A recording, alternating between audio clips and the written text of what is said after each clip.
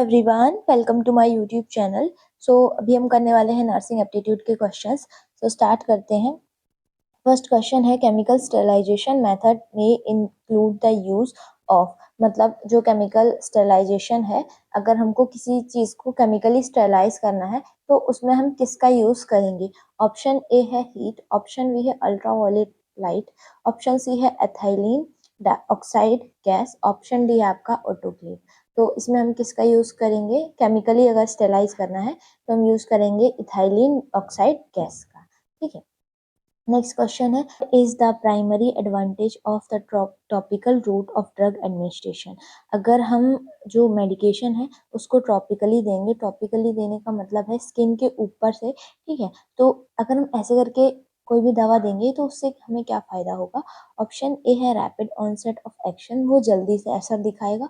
Option B है avoidance of gastrointestinal irritation, मतलब जो दवा है उससे हमारा जीआई इरिटेट नहीं होगा। ठीक है, जीआई में कोई दिक्कत नहीं होगी। ऑप्शन सी है प्रोलॉन्ग ड्रग रिलीज, मतलब जो दवा है वो लंबे समय तक रहेगी। एंड ऑप्शन डी है ग्रेटर पेशेंट कंप्लायंस, मतलब जो आपका पेशेंट कंप्लायंस है वो ज़्यादा अच्छा रहेगा, ज़्यादा बेहतर रहेगा। तो हम किस लिए देंगे या फिर इसका क्या एडवांटेज होगा टॉपिकल रूप से दवा देने का। तो इसका एडवांटेज ये है कि इससे हमें जीआई इशू नहीं होंगे। ऑप्शन बी करेक्ट आंसर हो जाएगा आपका, क्या कि हमें जीआई इशू नहीं होंगे अगर हम कोई दवा जो है स्किन के ऊपर से देंगे। नेक्स्ट क्वेश्चन है who is considered the founder of modern nursing education in India. तो इंडिया में मॉडर्न नर्सिंग एजुकेशन के लिए किसको फाउंडर माना जाता है। ऑप्शन ए है फ्लोरेंस नाइटिंगेल, ऑप्शन बी है मदर टेरेसा, ऑप्शन सी है sister Nivedita and option D है राजकुमारी अमृत कौर। तो किसको माना जाता है, ये माना जाता है राजकुमारी अमृत कौर को, और इनके नाम पे इंडिया में कॉलेज भी है। ठीक है। और जैसे फर्स्ट ऑप्शन है फ्लोरेंस नाइटिंगेल, तो इनको माना जाता है फाउंडर ऑफ नर्सिंग। और जो ऑप्शन सी है मिस्टर निवेदिता, ये थी फर्स्ट साइकेट्रिक नर्स। ठीक है। नेक्स्ट क्वेश्चन है which organization is responsible for the registration and regulation of nursing education and practices in India. तो इंडिया में कौन सी ऑर्गेनाइजेशन रिस्पॉन्सिबल है नर्सिंग एजुकेशन रजिस्ट्रेशन और रेगुलेशन और प्रैक्टिसेस के लिए इंडिया के अंदर। तो ऑप्शन ए है Indian nursing council INC, option B है medical council of India MCI, option C है nursing board of India NBI, option D है ministry of health and family welfare. So correct option क्या होगा आपका, INC Indian nursing council. ये देखती है, ये मतलब रजिस्टर करवाती है कॉलेजेस का एजुकेशन का, और जो हमारा आरएन नंबर आता है तो वो भी आईएनसी रेगुलेट करती है उसको। सो ओवरऑल सारी चीजें कौन देखता है इंडिया में, आईएनसी। नेक्स्ट क्वेश्चन है in which in sorry in India which qualification is required to become a registered nurse. Bharat में एक रजिस्टर्ड नर्स बनने के लिए कौन सी क्वालिफिकेशन की जरूरत होती है। ऑप्शन ए है bachelor of science in nursing BSc nursing, option B है डिप्लोमा इन नर्सिंग एएनएम और जीएनएम, ऑप्शन सी है master of science in nursing MSc nursing and option D है doctorate of medicine in nursing यानी MD nursing. तो अगर आपको एक registered nurse बनना है उसके लिए मिनिमम क्वालिफिकेशन क्या होगी आपकी, bachelor of science in nursing यानी कि बीएससी नर्सिंग। क्योंकि जीएनएम और एएनएम आपका जो है वो डिप्लोमा है, वो कोई डिग्री नहीं है जिसके बेसिस पे आप आरएन बनोगे। अगर जैसे आप लोग जीएनएम करते हो तो उसके बाद भी आपको एक कोर्स करना पड़ता है पोस्ट बेसिक, तब जाके आप एक रजिस्टर्ड नर्स बनते हो।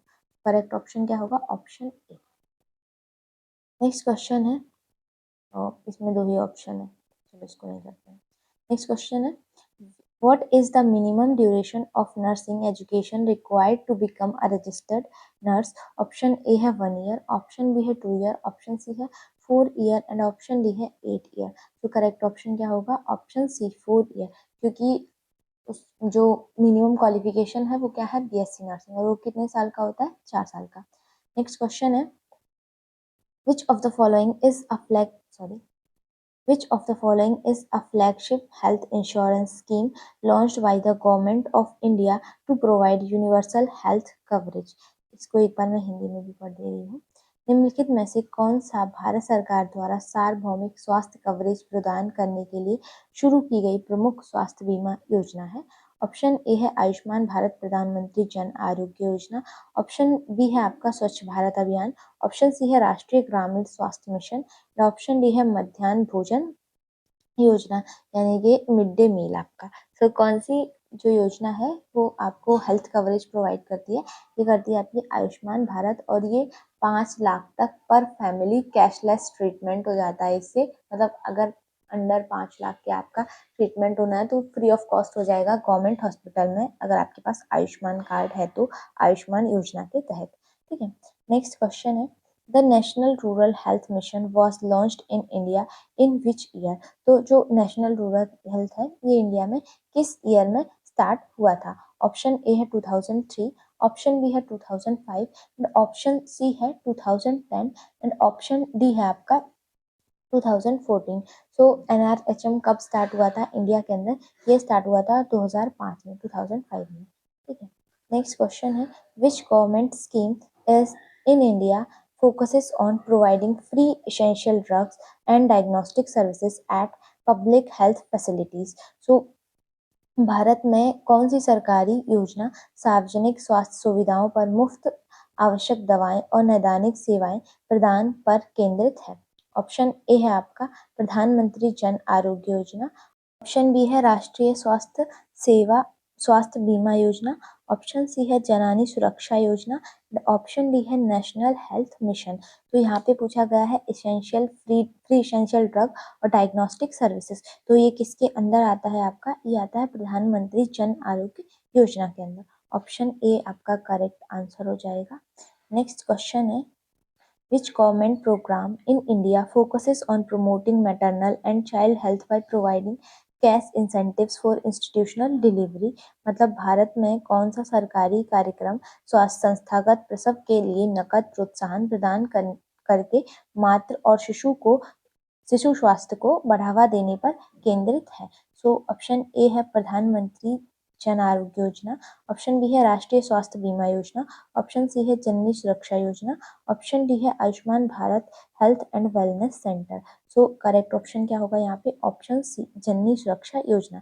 इसमें कुछ कैश प्रोवाइड किया जाता है जिस जब अगर मतलब जो मदर है उसकी डिलीवरी एक गवर्नमेंट हॉस्पिटल में होती है उस टाइम पे उसको गवर्नमेंट हॉस्पिटल में कह लो या फिर इंस्टीट्यूट में, किसी भी इंस्टीट्यूट में, घर के अलावा इंस्टीट्यूट डिलीवरी होती है तो उस टाइम पे मदर को जो है 5,000 तक कैश प्रोवाइड किया जाता है इस स्कीम के अंदर, जिससे माँ और बच्चे का पोषण हो सके। ठीक है, नेक्स्ट है which initiative was launched by the government of India to improve the quality and availability of primary healthcare services through the establishment of health and wellness center?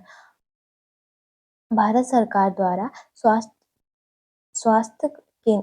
और कल्याण केंद्रों की स्थापना के माध्यम से प्राथमिक स्वास्थ्य सेवाओं की गुणवत्ता और उपलब्धता में सुधार के लिए कौन सी पहल शुरू की गई थी? ऑप्शन है यहाँ पे। ऑप्शन ए है प्रधानमंत्री भारतीय जनौषधि योजना। ऑप्शन बी है आयुष्मान भारत एवं health and wellness centre. Option C है national urban health mission. Option D है इंटीग्रेटेड चाइल्ड डेवलपमेंट सर्विसेज।